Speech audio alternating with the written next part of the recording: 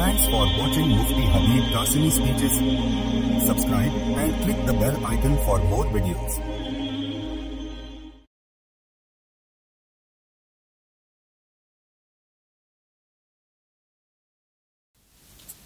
আলহামদুলিল্লাহ সম্মানিত সুধী, চাঁদ উঠে গেছে। কোরবানির জিলহজ্জা মাসের এই শুভ হজ এবং কোরবানির মাস বিধায় আল্লাহ তাআলার হুকুম কি আগে জেনে নিতে হয়। সকলকে আসসালামু আলাইকুম ওয়া রাহমাতুল্লাহি ওয়া বারাকাতুহু ওয়া আসাদাল্লাহু আওকাতাকুম বিকুল্লি খাইর। فقد قال الله تبارك وتعالى فأعوذ بالله من الشيطان الرجيم ولكل أمة جعلنا منسكا ليذكروا اسم الله على ما رزقهم من بهيمة الأنعام فإلهكم إله واحد فله أسلموا وبشر المخبتين الذين إذا ذكر الله وجلت قلوبهم والصابرين على ما أصابهم والمقيم الصلاة ومما رزقناهم ينفقون والبدن جعلناها لكم من شعائر الله لكم فيها خير فاذكروا اسم الله عليها صوافا فإذا وجبت جنوبها فكلوا منها وأطعموا القانع والمعتر كذلك سخرناها لكم لعلكم تشكرون لن ينال الله لحومها ولا دماؤها ولكن يناله التقوى منكم كذلك سخرها لكم لتكبروا الله على ما هداكم وبشر المحسنين। আল্লাহ তাআলা বলেন যে আমি প্রত্যেক উম্মতের জন্য কুরবানি নির্ধারণ করেছি। আমি প্রত্যেক উম্মতের জন্য কোরবানি নির্ধারণ করেছি যেন তারা আল্লাহর দেওয়া ওই চতুষ্প জন্তু প্রাণী জবাই করার সময় আল্লাহর নাম উচ্চারণ করে। বুঝে আসছে, নামটা আল্লাহ তাআলার নেওয়াটাই আসল, এখানে মুখ্য। তোমাদের মাবুদ হলেন একমাত্র আল্লাহ, অতএব তার কাছেই আত্মসমর্পণ করো। তারপরে আপনি রাসূল সাল্লাল্লাহু আলাইহি সাল্লাম বিনয়ীদের, যারা বিনয়ী তাদেরকে সুসংবাদ দিন, যাদের অন্তর আল্লাহর নাম স্মরণ করা হলে ভীত হয় এবং যারা তাদের বিপদ আপদে ধৈর্য ধারণ করে নামাজ কায়েম করে। আমি তাদের যে সম্পদ দিয়েছি তা থেকে সে বা তারা ব্যয় করে কোরবানির জন্য উৎসর্গকৃত উটকে আমি তোমাদের জন্য আল্লাহ অন্যতম নিদর্শন করেছি, যাতে তোমাদের জন্য কল্যাণ রয়েছে। সুতরাং সারিবদ্ধভাবে বাঁধা অবস্থায় তাদের জবাই করার সময় আল্লাহর নাম উচ্চারণ করো। এরপর যখন তারা কাত হয়ে পড়ে যায় তখন তা থেকে আহার করো এবং যারা চায় আর যারা চায় সবাইকে আহার করাও। হ্যাঁ, যারা সাইল, গায়ের সাইল, সব শ্রেণী কি তোমরা কি করো, খাওয়াও সেই গোস্ত। এভাবেই আমি তাদেরকে তোমাদের বশীভূত করে দিয়েছি। সুবহানাল্লাযী সাখারা লানা হাদা। ওই আয়াতের দ্বারা বুঝেছি আল্লাহ তাআলা মুসাখখার করে দিয়েছেন আল্লাহ তাআলা মানুষের উপরে এই সমস্ত চতুষ্পদ প্রাণীগুলোকে। তবেই তো একটা হাতির উপরে একটা সাধারণ ছোট্ট করে একটা মানুষ, কত বড় হাতিটা আল্লাহ তাআলা তাকে নিয়ন্ত্রণ দিয়ে দিয়েছেন। তাদেরকে বশীভূত করে দিয়েছি যেন তোমরা কৃতজ্ঞতা প্রকাশ করো। কোরবানি পশুর গোস্ত, রক্ত কোনোটাই আল্লাহর কাছে কিছুই পৌঁছে না, পৌঁছে কেবল তোমাদের মনের ক্ষুধাভীতি ও ইখলাস। এভাবেই তিনি এগুলো তোমাদের অধীন করে দিয়েছেন যেন তোমরা আল্লাহর মহত্ব ঘোষণা করো। এই কারণে তিনি তোমাদের হেদায়েত দিয়েছেন। রাসূল সাল্লাল্লাহু আলাইহি সাল্লাম, আপনি সৎকর্মশীলদের সুসংবাদ শুনিয়ে দিন। ইসলামে যে কুরবানির বিধান রয়েছে, আল্লাহ যা কিছু সৃষ্টি করেছেন সবই মানুষের সেবার জন্য সৃষ্টি করেছেন। এর মধ্যে প্রাণী নিষ্প্রাণী সবই। নিষ্প্রাণ বস্তু থেকেও তো মানুষ উপকৃত হয়, কাঠ পাথর ইত্যাদি, সেগুলো থেকে উপকৃত হয়। প্রাণী থেকেও উপকৃত হওয়ার আল্লাহ তাআলা তাদের জন্য বৈধ করেছেন। এগুলো থেকে তারা নানা উপায়ে উপকৃত হতে পারে। কোনোটার গোশত খাওয়া হয়, কোনোটাতে আরোহণ করা হয়, তাকে সওয়ারি বানানো হয়, আবার কোনোটার পশম কেটে নিয়ে পোশাক আদি তৈরি করা হয়। এইভাবে বিভিন্ন ভাবে উপকৃত হতে পারে। এসবের মধ্যে অন্যতম হলো গোশত খাওয়া। কারণ স্বভাবগত ভাবেই মানুষ কি গোশত ভোজী। তারপরও ইসলামী শরীয়ত এমন সব প্রাণীর গোশত খাওয়া অবৈধ করেছে যা বাহ্যিকভাবে অভ্যন্তরীণ রুহানিভাবে ক্ষতিকর। যেমন শুয়োর, হিংস্র প্রাণীর গোস্ত বাহ্যিকভাবে এবং গায়রুল্লাহ নামে উৎসর্গকৃত প্রাণীর গোস্ত রুহানিভাবে ক্ষতিকর হওয়ার কারণেই অবৈধ করা হয়েছে। তা নাহলে শুয়োরও যা চার পায়ে চতুষ্পদ জন্তু, ছাগলও তাই চতুষ্পদ জন্তু। তফাৎ কি? আল্লাহ তাআলা এই শুকরের দ্বারা কি হয়, অভ্যন্তরীণ অবস্থা খুব রাজিল হয়ে যায়, খুব খারাপ হয়ে যায়। সেই জন্য আল্লাহ তাআলা শুকরকে অবৈধ করেছেন, হারাম করেছেন। অনেক সময় অনেকে বয়ান করতে গিয়ে এই কুরবানির সিজনে, সেদিনকে এক জায়গায় শুনেও ফেললাম, আল্লাহ এগুলো থেকে যারা বিশিষ্ট সমাজের মধ্যে গ্রহণীয় যারা ওলামা সম্প্রদায়, তাদের কাছে নিবেদন যে বয়ান করার সময় এই কুরবানির জানোয়ার না বলা। কারণ আমাদের বাংলা ভাষায় মানুষ জানোয়ার শুকরকে বলে, আরবিতে জানোয়ার মানে চতুষ্পদ জন্তু, এটা তো সবাই জানি।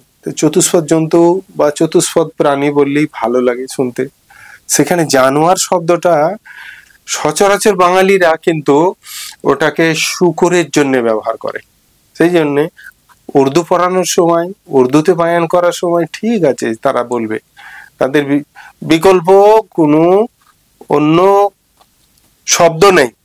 আর আমরা বাংলার মধ্যে যখন বয়ান করি, বাংলা ভাষায় যখন বয়ান করি, তখন সেখানে জানোয়ার বলাটা, জানোয়ার তো বাংলা শব্দই নয়। আর জানোয়ার সচরাচর বাঙালিরা বুঝে থাকে শুকর প্রাণীকে। সেই জন্য তার থেকে গুরেজ করার চেষ্টা করা। পণ্য লাভের উদ্দেশ্যে পশু জবাই করার রেওয়াজ প্রাচীনকাল থেকেই ছিল।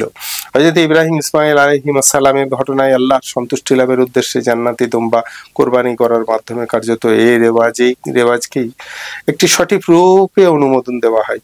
ইসলাম এই কাজের কেবল অনুমতি দেয়নি, বরং এটিকে পুণ্যের কাজ এবং সমর্থবানদের জন্য বিশেষ দিনে নির্ধারিত কিছু পশু কোরবানি করার মাধ্যম আল্লাহর সন্তুষ্টি লাভ করাকে ওয়াজিব এবং অপরিহার্য বলে ঘোষণা করেছে। এ ব্যাপারে এত গুরুত্ব আরোপ করেছে যে নবী করিম সাল্লাল্লাহু আলাইহি ওয়াসাল্লাম ইরশাদ করেছেন, মান ওয়াজাদা সাআতান লিইউদাহি ফালাম ইউদাহি ফালা ইয়াদহুরু মুসাল্লানা। কুরবানি করার সামর্থ্য থাকলেও সে যদি কুরবানি না করে, সে যেন আমার ঈদগাহে উপস্থিত না হয়। একটা ধমকও বটে, কিন্তু ধমকের থেকেও এটা ঠিক বেশি ধমকের ক্ষেত্রে প্রয়োগ না করে আমরা এটা আল্লাহর অভিমান মনে করে, আল্লাহ নবীর অভিমান মনে করে এইটাকে মানুষের সামনে বিকশিত করি। মুসাল্লায় ঈদগাহে হাজির হয়ে গেছে, আর যদি বলা হয় তাদের কি ঈদগাহে আসারই দরকার নেই যারা কোরবানি করবে না, এটা মানুষের মনে ব্যথার দেওয়ার কারণ। নবীজি কি কারণে, কি অবস্থায়, কি সিচুয়েশনের উপরে কেন বলেছিলেন, সেগুলো সব অনুধাবন করতে হবে। তো সেই জন্য বলা যে আল্লাহ নবী সাল্লাল্লাহু আলাইহি সাল্লামের এটা গায়রাত। সেই মনে করে আল্লাহ নবী সাল্লাল্লাহু আলাইহি সাল্লাম অভিমান করে বলেছেন যে ঈদগাহে আসার ব্যাপারে তাদের কোনো প্রতিরোধ কেন করে না, তারা যারা কুরবানি করে না। এটা অভিমান মনে করে ব্যক্ত করলে মানুষের সমাজে, মুসলমানদের কাছে খুব ভালো লাগবে। এই হাদিস থেকে ইসলামে কোরবানির কি গুরুত্ব তাও তো অনুমান করা যায়। কোরবানির দিনগুলোতে কোরবানি হচ্ছে সব থেকে বড় আমল। 10, 11, 12 3 দিন কোরবানি করা যায়। কিছু ওলামাদের কাছেও আবার 13 তারিখেও চলে। ভিন্ন কথা, আমাদের 10, 11, 12 কোরবানির দিনগুলোতে অন্যান্য ইবাদতের তুলনায় কুরবানি হচ্ছে আল্লাহর কাছে সব থেকে প্রিয় আমল। আমরা জান আয়েশা রাদিয়াল্লাহু তাআলা আনহা হতে বর্ণিত, নবীজি সাল্লাল্লাহু আলাইহি ওয়াসাল্লাম বলেছেন, মান আমিলা আদমি মিন আমালিন ইয়াওমান নাহরি আহাব্বু ইলাল্লাহি মিন ইহরাকিদ দামি ফাইন্নাহু লা ইয়াতি ইয়াওমাল কিয়ামাতি ফি ফারশিহি বিকুরুনিহা ওয়া আশআরিহা ওয়া আদফারিহা ওয়া ইন্নাদ দামা লা ইয়াকুমু মিনাল্লাহি ক্বাবলা আন ইয়াকুমু মিনাল আরদি ফাতিবু বিহা নাফসা। কুরবানির দিন বনি আদমের কোন আমল আল্লাহ তাআলা জাল্লা শানহুর নিকট রক্ত প্রবাহিত করা অপেক্ষা পছন্দনীয় নয়। কিয়ামতের দিন কুরবানির পশু, তার শিং, পশম, খুর হাসরের ময়দানে সব হাজির হবে। অতএব সন্তুষ্ট চিত্তে কি করো, ফাতিবু বিহা নাফসা, সন্তুষ্ট চিত্তে, বোঝ মনে করে না, খুব আনন্দ চিত্তে তে কোরবানি করো। তিরমিজি শরীফের মধ্যে হাদিসটা এসেছে। তার সঙ্গে কোরবানি না করে সদকা যদি কেউ করে, বলে এখন এই দেশের মধ্যে একটা প্লাবন এসে গেছে, কি দুর্ভিক্ষ এসে গেছে, কি ভূমিকম্প হয়ে গেছে, এবছর সব কোরবানি বাদ দিয়ে দাও, দিয়ে সব ওই পয়সাগুলো সব মানুষকে দান করে দাও। হ্যাঁ, এখন যদি কেউ ঘোষণা করে দেয় যে সব ওই কি বলে ওখানে যুদ্ধ হচ্ছে, ওই জায়গাতে সব ক্ষতিগ্রস্ত মানুষের জন্য সব কোরবানির পয়সা ওখানে এরসাল করে দাও, পাঠিয়ে দাও, না তা নয়। কোরবানি না করে সদকা করা, সমর্থবান ব্যক্তির উপর কোরবানির দিনগুলোতে কোরবানি করাটাই আবশ্যক। কোরবানি না করে টাকা সদকা করে দিলে ওয়াজিব তরক করার কারণে গুনাহগার হতে হবে। ওয়ামিনহা আন্নাহু লা ইয়াকুমু গায়রুহা মাকামুহা ফিল ওয়াক্তি হাত্তা লাউ তাসাদ্দাকা বিআইনি শাত আও কিমাতিহা ফিল ওয়াক্তি লা ইয়াজজি আনিল উদহিয়া। আজকাল এরকমও কিছু লোককে দেখা যায়, তারা মুসলমানদের কুরবানি করার পরিবর্তে সদকার জন্য উৎসাহিত করে। হ্যাঁ, যে এখানে একটা ভালো শিক্ষা প্রতিষ্ঠান হয়েছে, তোমরা এইসব পয়সাগুলো সব ওখানে দাও। না, এসব লোকেদের কথার প্রতি একদমই ভ্রুক্ষেপ না করা, কারণ এই জাতীয় কথা স্পষ্ট ইসলাম বিরোধী। সেই জন্য এর থেকে গুরেজ করা, তার থেকে বেঁচে থাকা। তাদের বক্তব্য তাদের কাছে থাক, সেগুলো কানে আনার দরকার নেই, তাদের সঙ্গে বিতর্কে ঝামেলায় জড়াবার দরকার নেই। আল্লাহ নবীর হুকুম আছে কোরবানি করতে হবে। সামনে কোরবানি সংক্রান্ত আরো কিছু কথা, কয়দিন কোরবানি করা যায় সেই বিষয়ে আমাদের জানতে হয়। 3 দিন কোরবানি করা যাবে, জিলহজ মাসে 10, 11, 12। হ্যাঁ, এর আগেও করা যায় না, পরেও করা যায় না। পরে করলেও কোরবানি হবে না, আগে করলেও কোরবানি হবে না। ওয়াক্তুল উযহিয়াত সালাসাতু আইয়াম আল আশির ওয়াল হাদি আশারা ওয়াস সানি আশারা আউয়ালুহা আফদালুহা ওয়া আখিরুহা আদুহা। তো সেই জন্য প্রথম দিন করাটা সবথেকে ভালো। যদি না করতে পারে পরের দিন, তারপরের দিন 11 তারিখে 12 তারিখেও করতে পারবে। তবে জিলহজ মাসের 10 তারিখে কুরবানি করা উত্তম, এরূপ 11, 12 তারিখেও। ইয়াউমুন নাহরু ইলা আখিরি আইয়ামিহি ফি সালাসাতি আফদালুহা আউয়ালুহা সুম্মা সানি সুম্মা সালিস। প্রথম দিনটা হচ্ছে সবথেকে ভালো। হ্যাঁ, আর তারপরে দ্বিতীয় দিন মানে হচ্ছে 11 তারিখ ভালো। তারপরে অন্যথায় 1-2 সে সফর থেকে বাইরে থেকে এসে কোরবানি করবে মনে করে বাইরে আটকে ছিল, সফরের মধ্যে ছিল, ট্রেন ঠিক মতো সময় এসে পৌঁছায়নি, অনেক লেট হয়েছে বা বিভিন্ন কাজে ভেসে গিয়ে আসতে পারেনি, সে 12 তারিখেও কোরবানি করবে, অসুবিধা নেই। রাতে কোরবানি, দিবানিশি কোরবানি করা চলে, দিনে যেমন কোরবানি করা চলবে। 10 তারিখের একেবারে সেহের থেকে শুরু করে আস্তে আস্তে কথা আসবে, মানে রাত 3:30 থেকে শুরু করে একেবারে 12 তারিখ 3 দিন দিবানিশি করা যাবে। কোরবানির দিনগুলোতে রাতের বেলাও কোরবানি করা যাবে, তবে তা সাধারণভাবে বর্জনীয়, কারণ সেটা এক ধরনের মকরু তানজিহি, হালকা মকরু হলেও মকরু করলে পর্যাপ্ত আলোর ব্যবস্থা রাখলে আমার কোনো অসুবিধা হয় না, যেন অন্ধকারের কারণে জবাইয়ের মধ্যে কোনো রকম ত্রুটি বিচ্যুতি না থেকে যায়। ওয়াকারিহা তানজিহান আদাবহু লাইলান লিইহতিমালিল গালাত। তো সেই জন্য কাটাকুটিতে ডিস্টার্ব যাতে না হয় জবাইয়ের ক্ষেত্রে, সেই দিকে খেয়াল রেখে পর্যাপ্ত আলোর ব্যবস্থা থাকলে রাত্রিবেলা হ্যালোজিন লাগিয়ে কোরবানি করতে অসুবিধা নেই। কোরবানি করার সময় মূলত 10ই জিলহজের সুবহে সাদেক থেকে নিয়ে 12ই জিলহজের সূর্য অস্ত যাওয়ার আগে পর্যন্ত, মাগরিবের আগের মুহূর্ত পর্যন্ত, তবে যেখানে ঈদের নামাজ হয় সেখানে ঈদের নামাজের পরেই কোরবানি করতে হবে। আর যে সমস্ত প্রত্যন্ত গ্রাম অঞ্চলে যেখানে ঈদ জুমা ইত্যাদি, ঈদ আইন জুমা ইত্যাদি পড়া বৈধ নয়, সেখানে সুবহে সাদেকের পরপরই কোরবানি করতে পারবে, অসুবিধা নেই। তবে সেখানেও সূর্যোদয়ের পরেই কোরবানি করাটা ভালো, তবে রাত 3:30 থেকে যখন ফজরের ওয়াক্ত এসে যাচ্ছে তখন থেকেই কোরবানি করে চলবে।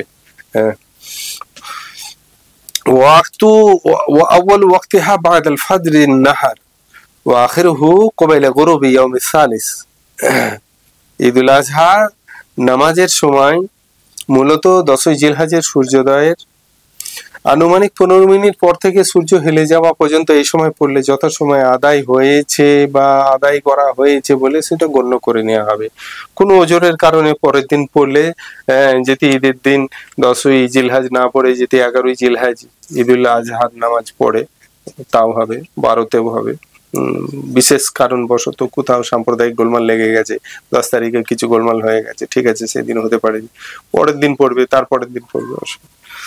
হ্যাঁ, তো সেই জন্য ওয়াক্তু সালাতি মিন ইরতিফা ইলা দাওয়াল ফাইন্না ইশতাগালাল ইমাম ফালাম ইউসাল্লি আও তারাকা আমাদান হাত্তা যালাত ফাকাদ হাল্লা দাবা বিগাইরি সালাতি ফি আইয়ামি কুল্লিহা লিআন্নাহু بالزوال فات وقت الصلاة وإنما يخرج الإمام في يوم الثاني والثالث على وجه القضاء। ঈদের নামাজের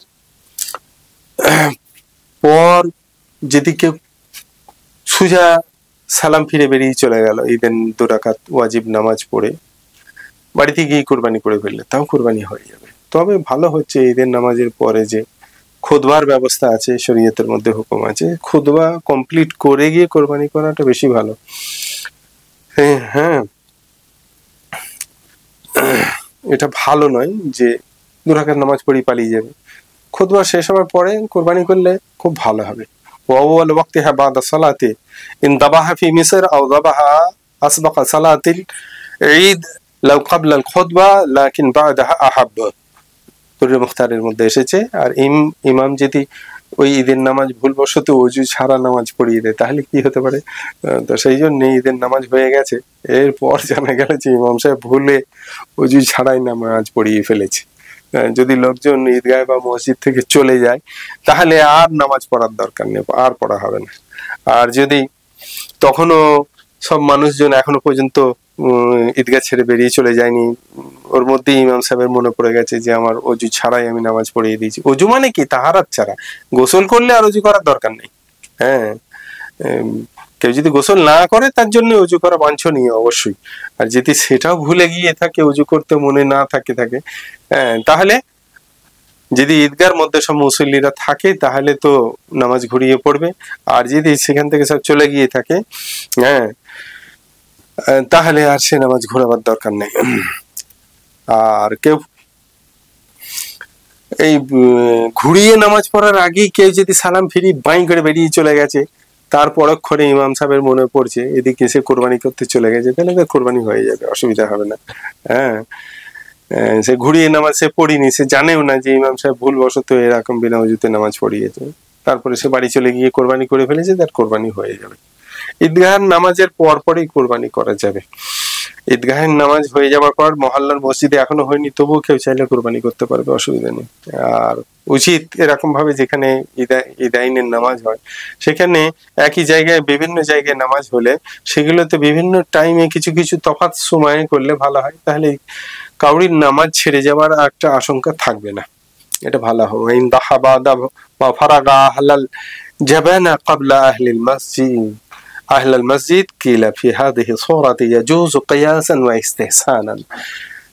তো যে কোনো এক জায়গায় নামাজ হয়ে গেলেই হয়ে যাবে, কোরবানি করা চলবে। শহরে যে কোনো এক জায়গায় দিন নামাজ হয়ে গেলেই শহরে সবারই জন্য কোরবানি করা জায়েজ হয়ে যাবে। মহল্লার মসজিদে বা ঈদগাহে ঈদের নামাজ শেষ হওয়া কোনো বাধ্যবাধকতা নেই। এক এক জায়গায় যেমন আমাদের রেড রোডে হয়, খুব বেলা করে হয়, অনেক দেরিতে হয়, সেখানে সব সরকারি ইত্যাদি হাবি জাবি সব প্রোগ্রামিং থাকে, সেখান থেকে এসে কোরবানি করতে গিয়ে অনেক দেরি হয়ে, কোনো এক জায়গায় ঈদের নামাজ হয়ে গেছে, চলো কোরবানি করে দাও।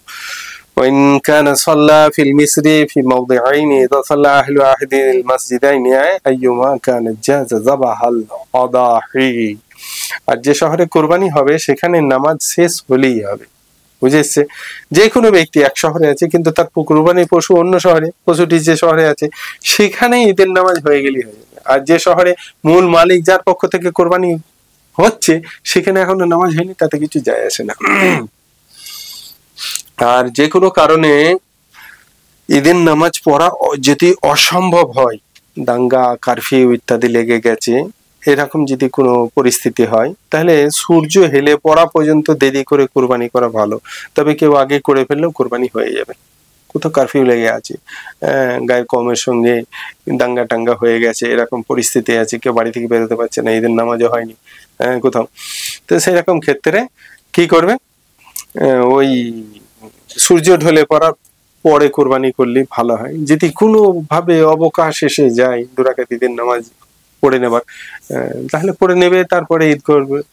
আর যেহেতু জওয়ালের পরে তো তার ঈদের নামাজ হবে না, তো সেই জন্য তখন জওয়ালের পরে তখন কোরবানি করবে, অসুবিধা নেই। কোনো কারণে যদি ঈদের নামাজ না পড়া হলে, হ্যাঁ প্রচুর বৃষ্টি হচ্ছে, বৃষ্টি থামার নাম নেই, হ্যাঁ তো সেদিনকে তো নামাজ পড়াই গেল না, এত বৃষ্টি এত বৃষ্টি, হ্যাঁ সবাই চিন্তা ভাবনা করলো পরের দিন পড়া হবে, ঠিক আছে, হ্যাঁ তো এইরকম সময়ে তাহলে কি 10 তারিখে কোরবানি করা যাবে না? না, সূর্য ঢলে যাওয়ার পর ওই দিন কি কোরবানি করা যাবে? যদি এই দিন নামাজ পড়া হয়নি প্রবল বৃষ্টির জন্য, তাহলে বাদু মাদা ওয়াক্তিহা লাউ লাম ইউসাল্লু লিউযর ওয়াক্তু সালাতি মিন ইরতিফা ইলা দাওয়াল, তো সেই হিসাবে কি করে নেবে, জওয়ালের পরে কোরবানি করে নেবে ওই 10 তারিখে, ও বৃষ্টির মধ্যেই নিজের নিজের গোডাউনে বা সেরকম ছাউনি যুক্ত জায়গাতে কোরবানি করে ফেলবে, কারণ প্রথম দিনে কোরবানি করা বেশি আফজাল বা সর্বোত্তম। আর 11ই জিলহজ যদি ঈদের নামাজ পড়ে, তো কোনো ওজরের কারণে 11 তারিখে ঈদের নামাজ পড়লো, অথবা দেখা গেল 11 তারিখেও সে সমস্যা কাটেনি, 12 তারিখে ঈদুল আজহার নামাজ পড়লো, তাহলে নামাজের আগেও কোরবানি করতে পারবে। হ্যাঁ 11 তারিখে কেউ কোরবানি করবে, 12 তারিখে কেউ 12 তারিখে কেউ কোরবানি করবে, তাকে যেহেতু 10 তারিখে কোরবানি হয়নি, অনেক মানুষ হয়তো কোরবানি করলো না সেই দিনকে অতিবৃষ্টির জন্য, তাহলে 11 তারিখে আর ওই নামাজের অপেক্ষা করে কোরবানি করতে হবে না, সকাল সকালেই কোরবানি করে ফেলবে, নামাজের আগেও কোরবানি করে ফেলতে পারবে। ওয়াজুজু ফিল গদি ওয়া বাদাহু ক্বাবলা সালাত, ইয়াজুজু বলা হয়েছে। তো সেই জন্য 11 তারিখে 10 তারিখে নামাজ না হলেও 11 তারিখে 12 তারিখে কোরবানি করলে নামাজের আগেও কোরবানি করে ফেলতে পারবে, অসুবিধা নেই। আর গ্রাম অঞ্চলে প্রত্যন্ত গ্রামে সুবহে সাদেকের পরেই কোরবানি করা যাবে। যেখানে ঈদ এবং জুমার নামাজ বৈধ নয়, সেখানে ঈদের দিন সুবহে সাদেকের পরপরই কোরবানি করা যাবে। আমাদের এখানে এখন তো মোটামুটি বোধহয় 3:30 সুবহে সাদেক হয়ে যাচ্ছে নাকি, আজান হচ্ছে, হ্যাঁ তো সেই জায়গায় দাঁড়িয়ে ওই রাত 3:30 সময় কোরবানি করলে প্রত্যন্ত গ্রাম এলাকাতেও তো কোরবানি শুদ্ধ হয়ে যাবে। এমনকি গ্রামের কিছু লোক ঈদের নামাজ পড়ার জন্য যদি তারা শহরে টাউনে যায়, তো তাদের ফিরে আসার আগে আগেই বাড়ির লোকেরা যদি কোরবানি করে ফেলে তাও অসুবিধা নেই, কোরবানি শুদ্ধ হয়ে যাবে। লাউ আন্না রাজুলান ফি আহলি সাওয়াদ দাখালা আল মিসর লিসালাতিল উদহা ওয়া আমারা আহলাহু আন ইয়াদহু আনহু জাযা আন ইয়াদবাহু আনহু বা'দা তুলুইল ফজর। তো সুবহে সাদেকের পর, তুলুয়ে ফজরের পর ওদিকে বাড়ির লোক দেখা গেছে কি হয়তো কলকাতায় নামাজ পড়তে গেছে, ফিরে আসার দরকারই নেই, ভোরবেলাতেই কোরবানি করে দিলে প্রত্যন্ত গ্রাম এলাকাতে জায়েজ হয়ে যাবে, অসুবিধা নেই। আর যদি কোরবানির এই পশুকে যদি গ্রাম অঞ্চলের দিকে পাঠিয়ে দেওয়া হয়, তো সেখানে সুবহে সাদেকের পরপরই সেই কি চতুষ্পদ জন্তুটা কোরবানি করা যাবে, শহরের নামাজ শেষ হওয়ার অপেক্ষা করবার কোনো প্রয়োজন হবে না। আর তার সাথে অন্য শহরে পশুর দাম কম হওয়ায় সেখানে কোরবানি করতেও কোনো অসুবিধা নেই। এখানে গরুর দাম, ছাগলের দাম, দুম্বার দাম, মোষের দাম কি উটের দাম খুব বেশি চড়া, খুব হাইফাই টাউন, সেখানে দাম এমনি বেশি হয় এইসব চতুষ্পদ প্রাণীগুলোর। তো সেই জন্যও অন্য শহরে যেখানে সস্তা সেখানে কোরবানি দিলে চলে যাবে। তাই অন্য শহরে পশুর দাম কম, তাই কেউ যদি নিজের শহরে কোরবানি না করে অন্য করতে চাচ্ছে করতে পারে, কোনো অসুবিধা নেই। তবে মনে রাখতে হবে ইবাদতের ক্ষেত্রে যত বেশি খরচা বেশি হবে, সওয়াবও তত বেশি হবে।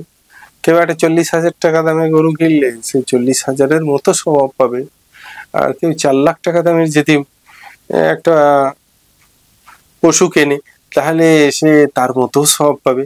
দুজনের সওয়াব কি এক হবে? তা তো হতে পারে না। একটা উটের যদি বহু দামের ফারাক হয় গরুর সঙ্গে, তাহলে তো সেই উটের সওয়াব তো নিশ্চিত এই গরুর থেকে অবশ্যই বেশি হবে। কোন লোক দেখানোর জন্য দামি পশু কোরবানি করা, খরিদ করা, এগুলো তো কিছু মানুষ দেখানোর জন্য দামি পশু কিনে ফেলে, অন্যদের কাছে তা বলেও বেড়ায়। এ ধরনের লোক দেখানো আমল করে সওয়াবের আশা করা একেবারে প্রতারণা ছাড়া আর কিচ্ছু নাই। আল্লাহ তাআলা সেই আমলকেই কবুল করেন। ইন্নাল্লাহা লা ইয়াকবালু মিনাল আমালি ইল্লা মা কানা লাহু খালিসান। হ্যাঁ, তো সেই জন্য আল্লাহর সন্তুষ্টির উদ্দেশ্যে যেটা করা হয় আল্লাহ তাআলা সেটাকেই শুধু কবুল করেন। লোক দেখানোর উদ্দেশ্যে কোরবানি করা হলে আল্লাহর কাছে এর কোনো মূল্যও নেই। হ্যাঁ, হোক না তা অনেক মূল্যবান, অনেক দামি পশু হলেও কি আল্লাহ তাআলা বলেন যে লা ইয়ানালুল্লাহু লুহুমুহা ওয়ালা দিমাউহা ওয়ালাকিন ইয়ানালুহু তাকওয়া মিনকুম। তোমাদের কত মাংস হলো, 3 কুইন্টাল না 4 কুইন্টাল, হ্যাঁ না 1.5 কুইন্টাল, আল্লাহ তাআলা তার রক্ত মাংসের হিসাব তো নেবেন না। তোমাদের আন্তরিক পরিচ্ছন্নতাটা, তোমার খোদা ভীতি, তুমি আল্লাহর ভয়ে কোরবানি করছো কিনা সেটাই আল্লাহ তাআলা অবলোকন করবেন। কোরবানি ওয়াজিব হওয়ার জন্য হ্যাঁ কিছু শর্ত রয়েছে, যাদের মধ্যে শর্তগুলো পাওয়া যাবে শুধু তাদেরই ওপর কোরবানি ওয়াজিব হবে। স্বাধীন হতে হবে, মুসলমান হতে হবে, আর মুকিম হতে হবে। স্বাধীন হতে হবে, মুসলমান হতে হবে, মুকিম হতে হবে। পরাধীনের ওপরে কোরবানি ওয়াজিব নয়, গায়ের কওমের ওপরে কোরবানি ওয়াজিব নয়, আর কি মুকিম হতে হবে, দেশে থাকতে হবে, নিজের এলাকায় থাকতে হবে, তবে তার উপরে কোরবানি ওয়াজিব হবে। মুসাফির কেউ বাইরে গেছে ডাক্তার দেখাতে 2,5-3 হাজার কিলোমিটার দূরে, হ্যাঁ আমাদের দেশের মধ্যেই তো, ইন্ডিয়ার এ মাথা থেকে ও মাথা প্রায় 3,000 কিলোমিটার রাস্তা। এখান থেকে কেউ যদি কেউ মহীশূর চলে যায়, হ্যাঁ কেউ পাঞ্জাব চলে যায়, কেউ কাশ্মীর চলে যায় চিকিৎসার ক্ষেত্রে, কি অন্য কোনো ব্যবসার ক্ষেত্রে, কি যে কোনো লেখাপড়ার ক্ষেত্রে, অন্য কোনো প্রয়োজনে সে মুসাফির ছিল, তারপরে কোরবানি ওয়াজিব হবে না। চতুর্থত ওই দিনকে কোরবানির দিন যেন মানে নিসাব পরিমাণ সম্পদের টাকা সোনা ইত্যাদি মিলিয়ে যেন সেই সম্পদের মালিক হয়। যদি সম্পদের মালিক না হয় তাহলে তারপরেও কোরবানি ওয়াজিব হবে না। 4টে জিনিস পাওয়া গেলে তবে কোরবানি ওয়াজিব হবে, তা না কোরবানি ওয়াজিব হবে না। وإنما تجب على حر مسلم مقيم موسر وشرائطها الإسلام والإقامة واليسار التي يتعلق به وجوب صدقة الفطر। আর কুরবানি ওয়াজিব হওয়ার সময় যেটা, সেটা হচ্ছে 10, 11, 12 তারিখ। এই 3 দিনের যে কোনো দিন কারো মাঝে কোরবানি ওয়াজিব হওয়ার শর্ত পাওয়া গেলে তারপরে কোরবানি ওয়াজিব হবে। এই সময়ের আগে পাওয়া গেলেও কোরবানি ওয়াজিব হবে না, পরে হলেও তার উপরে কোরবানি ওয়াজিব হবে না। 12 তারিখের পরে গাদা পয়সা এসে গেছে, আর হবে না। وأما وقت وجوب في أيام النحر فلا تجب قبل دخول الوقت। তার সঙ্গে সঙ্গে এদিকে খেয়াল রাখতে হবে, যদি কোরবানি দিন আসার আগে যদি গরিব হয়ে যায়, তো কোনো ব্যক্তি কোরবানির বেশ কিছুদিন আগে কোরবানির পশু কিনে রেখেছিল, কিন্তু কোরবানির দিন আসার আগে সে পশুটি মরে গেছে বা হারিয়ে গেছে, কোনো কারণে সে নিজেও সব অর্থ শেষ করে ফেলেছে, মানে যাকাত ওয়াজিব হওয়ার মতো তার কাছে আর অর্থ নেই, তো কোরবানির দিন তার কাছে নিসাব পরিমাণ সম্পদ নেই, তাহলে তার উপর কোরবানি আর ওয়াজিব হবে না। কোরবানি দিন যদি কাউরির কাছে গাদা পয়সা এসে যায়, কেউ গরিব ছিল কিন্তু কোরবানির 3 দিনের কোনো একদিন সমর্থবান হয়ে গেলে তার উপরে কোরবানি করা ওয়াজিব হবে। হ্যাঁ, ওয়ালাইহি ইয়াতাখাররাজু মা ইযা সারা আহলান লিলউজুবি ফি আখিরিহি বিআন আসলামা ওয়া আতাকা ওয়া আইসারা ওয়া কামা তালজিমুহু, তার উপরে লাজিম হয়ে যাবে কোরবানি। আর কোরবানি করার পর যদি সে বিত্তশীল হয়, হ্যাঁ কারোর উপর কোরবানি ওয়াজিব নয়। এখন সে কোরবানি করেছে, কিন্তু কোরবানি করার পর হঠাৎ তার কপালের লটারি লেগে গেছে। এমনি লটারি, হারাম লটারি কথা বলিনি, আল্লাহ তাআলা তাকে লটারি ছাপ্পার ভাড়কে কিছু দিয়ে দিয়েছে, তো এখন তাকে আবার কোরবানি করতে হবে। কারণ আগে কোরবানি যেটা করেছিল, কথাই বলছি 10 তারিখে কোরবানি করেছিল, 11 তারিখে গাদা পয়সা পেয়ে গেছে। 10 তারিখের কোরবানি তো নিঃস্ব অবস্থায় করেছিল, আল্লাহর ভালোবাসায় করেছিল, ঠিক আছে সেটা কোরবানি হবে, কিন্তু সেটা নফল কোরবানি হবে। আজকে যখন 11 তারিখে কি 12 তারিখে তুমি গাদা কিছু সম্পদ পেয়ে গেছো, কেউ মরে যাক, পেক্ষিক হয়তো তুমি গাদা সম্পদের মালিক হয়ে গেছো, এখন ফারাজ সূত্রে তো এখন তোমার উপরে কোরবানি ওয়াজিব হয়ে যাবে, নতুন করে আবার কোরবানি দিতে হবে। হ্যাঁ, ولو ضحى الفقير ثم أيسر في آخره عليه العيادة في الصحيح। আর যদি কোনো বিত্তশীল মানুষের পশু হারিয়ে যায়, সেদিকে সে কোরবানি করার জন্য পশু কিনেছিল কিন্তু কোরবানি করার আগেই হারিয়ে গেছে, তাকে আরেকটি পশু ক্রয় করে কোরবানি করতে হবে। হ্যাঁ, আন্নাল মানজুর লাউ হালাকাত আও দাআত تسقط التضحية بسبب النذر غير أنه إن كان موسرا تلزمه أخرى بإيجاب الشرع ابتداء।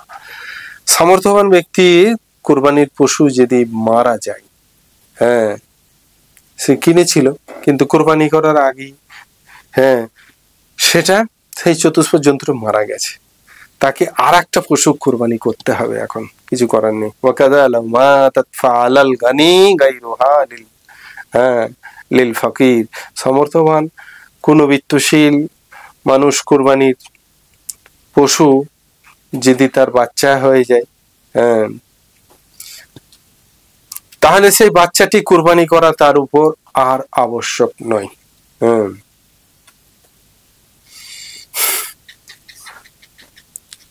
أما في الموسر فلا يلزمه ذبح الولد يوم الأضحى فإن ذبح الولد يوم الأضحى قبل الأم أو بعدها جاز لو لم يذبحه أو تصدق به حيا এটাও জায়েজ। সামর্থ্যবান ব্যক্তি পশু পরিবর্তন করতে পারবে। সামর্থ্যবান কোনো ব্যক্তি কোরবানি করার জন্য সে একটা পশু খরিদ করেছিল, সে যদি চায় তো সেই পশুর পরিবর্তে অন্য পশু দিয়েও কোরবানি করতে পারবে, কারণ মর্যাদাবান সামর্থ্যবান ব্যক্তি কোরবানির উদ্দেশ্যে পশু ক্রয় করলে তা কোরবানির জন্য নির্ধারিত হয়ে যায় না, অবধারিত সেটাকেই দিতে হবে, এরকম ব্যাপার নেই। আম্মাল্লাযী ইয়াজিবু আলাল ফাকিরি দুনাল গানি المشتري الأضحية إذا كان المشتري فقيرا اشترى فقير شاة ينبغي أن يضحي بها وإن كان غنيا لا تجب عليه بشرع شيء। এখানে যদি ফকিরের কপালে এরকম হয় তাহলে তাকে আবার ঘুরিয়ে কোরবানি করতে হয়, সেটা কোরবানি করা আবশ্যক হয়ে যায়। সামর্থ্যবান ব্যক্তি কোনো ব্যক্তি কোরবানি নিয়ে তো কোনো পশু হয়তো খরিদ করেছে, তাহলে ঠিক সেই পশুটি কুরবানি করা তার উপরে আবশ্যক হয়ে যাবে। ওয়াইন কানা ফাকিরান আজজাহু যালিকা লিআন্নাহা ইননামা তাআয়্যানাত বিশরা'i ফি হাক্কিহি। আর সামর্থ্যবান ব্যক্তির কুরবানির পশু যদি হারিয়ে যায়, হ্যাঁ তাহলে তার উপরে আরেকটি পশু ক্রয় করে কুরবানি করা আবশ্যক হবে না। লাবিশতারা শাতান লিল উদহিয়া وهو معسر ثم ضلت فلا شيء عليه ولا يجب عليه شيء آخر।